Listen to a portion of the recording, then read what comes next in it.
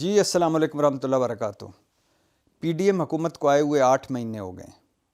ان 8 مہینوں میں تحریک عدم اعتماد سے لے کر یہ لاہور ہائی کورٹ میں وزیر اعلیٰ پرویز الہی کے ڈی نوٹیفائیڈ کے حکم کو معطل ہونے تک پی ڈی ایم نے بار بار کچھ چیزیں ثابت کی۔ کیا ثابت کی؟ کہ یہ جمہوری لوگ نہیں ہیں، یہ جمہوریت پسند نہیں ہیں، ان کے رویوں میں جمہوریت نہیں ہے، ان کی پارٹیوں میں جمہوریت نہیں ہے۔ کہ آپ اس کا پورا دیکھ لیجئے گا، سندھ ہاؤس سے لے کر گورنر پنجاب کے حکم نامے تک ہر مرتبہ جمہوریت کی دھجیاں اڑاتی گئیں اور جمہوریت کی تذلیل کی جاتی رہی۔ دوسری کیا بات انہوں نے ثابت کی کہ یہ ووٹ کی عزت کرنے والے نہیں ہیں، یعنی یہ نعرے ہی مارتے ہیں کہ ووٹ کو عزت دو، ایکچولی ووٹ کو عزت دینے کا مطلب ہوتا ہے ہمیں عزت دو۔ یہ دوسرے کی ووٹ کو عزت دینے کے بالکل بھی قائل نہیں ہیں۔ سندھ ہاؤس سے لے کر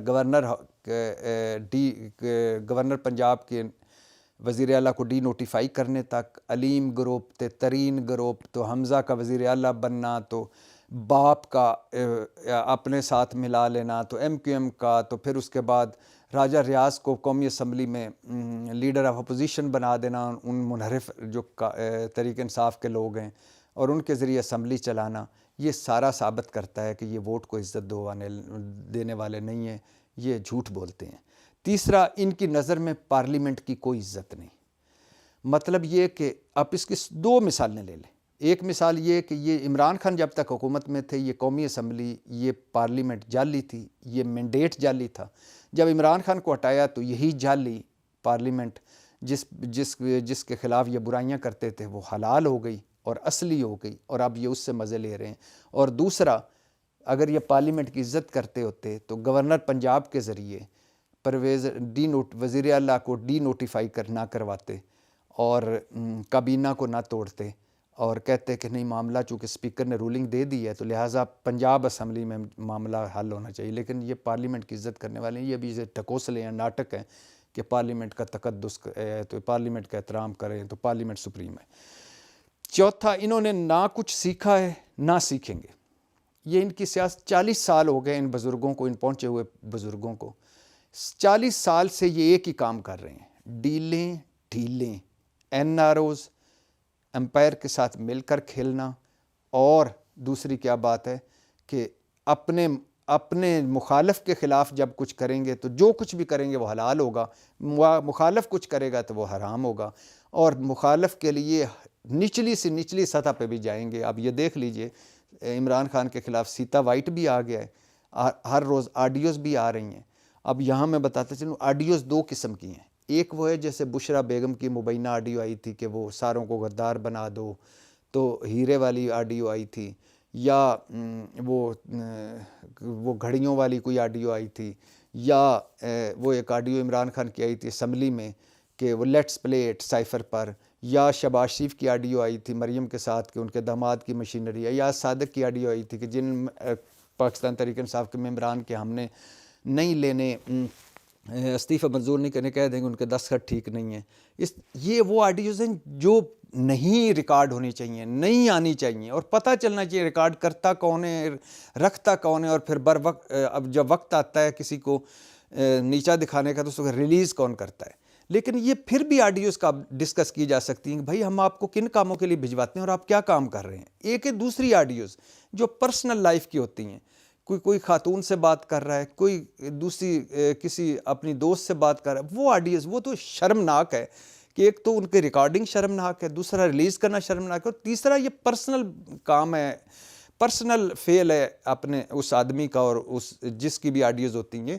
اوورآل آڈیوز ویڈیوز ریکارڈ ہی نہیں ہونی چاہیے، نہ ریلیز ہونی چاہیے، یہ شرمناک ہے، قابل مذمت ہے۔ لیکن کچھ میں سے وہ آڈیوز جو پرسنل ہوتی ہے لائف کے حوالے سے، وہ تو بالکل ہی شرمناک ہے، اور اگر ان آڈیوز اور سیتا وائٹ پہ بات پہنچی ہوئی ہے تو پھر تو شرم سے ڈوب مرنا چاہیے ان کو کہ اب سیاست اس سطح پہ آ گئی ہے کہ عمران خان کو اس طرح نائل کرنا ہے یا گندا کرنا ہے۔ میں تو کم از کم ایسی آڈیوز جو پرسنل لائف ہے، میں اس میں پورا نہیں اترتا۔ میں تو سمجھتا ہوں کہ میری اپنی پرسنل لائف ہے، اور میں نہیں چاہوں گا کہ میری پرسنل لائف کی کوئی ویڈیوز ریلیز ہوں یا میری پرسنل لائف کی چیزیں سامنے آئیں۔ تو اس لیے کسی کی بھی نہیں آنی چاہیے، خواہ وہ پی ڈی ایم ہو، نون ہو، پیپلز پارٹی ہو، عمران خان ہو۔ اچھا، تو اس لیے انہوں نے نہ کبھی کچھ سیکھا ہے یہ اور نہ کبھی آئندہ سیکھیں گے۔ اچھا، نمبر 5، ان کی نظر میں آئین قانون کی کوئی حیثیت نہیں۔ جب یہ چاہتے ہیں آئین اور قانون کی بالادستی کا نعرہ مارتے ہیں، اور جب چاہتے ہیں کبھی صدر کے ذریعے سازش، تو کبھی گورنر کے ذریعے اسمبلی ڈی نوٹیفائی، تو کبھی کہیں تو کبھی کہیں، قانون کو اپنی مرضی سے موڑ لیتے ہیں۔ کوئی نظر نہیں، قانون وہی اور آئین وہی ہے جو ان کو سوٹ کرے۔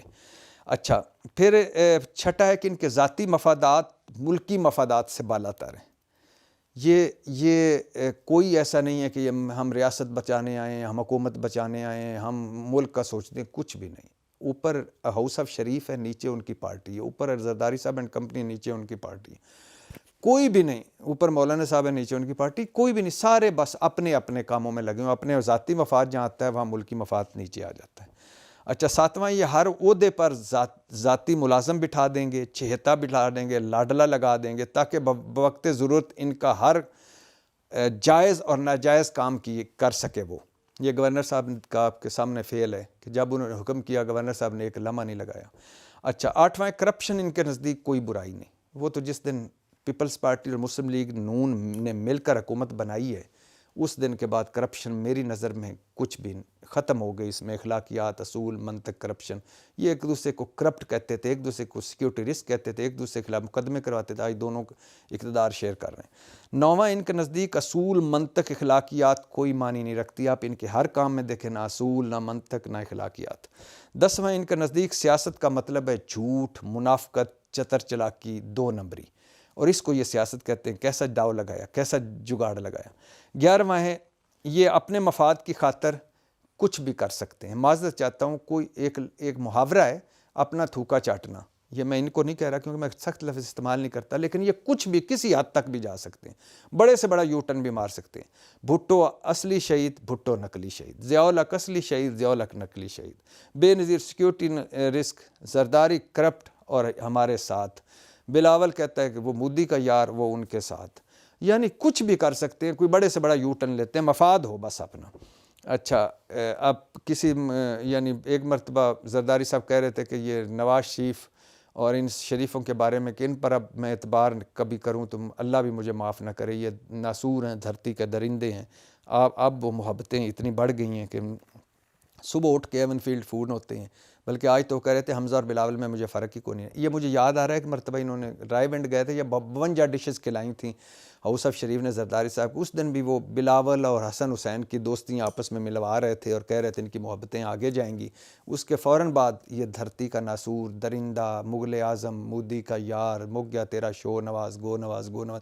اب پھر بلاول اور حمزہ میں کوئی فرق نہیں، آگے جا کے دیکھ لیجیے اگلے موڑ پہ کیا ہوتا ہے۔ 12واں، یو ٹرن ان کی جبلت کا حصہ ہے، عادت بن گئی یو ٹرن، بس مفاد ہو، ادھر سے یوں تو ادھر سے یوں تو ادھر سے یوں۔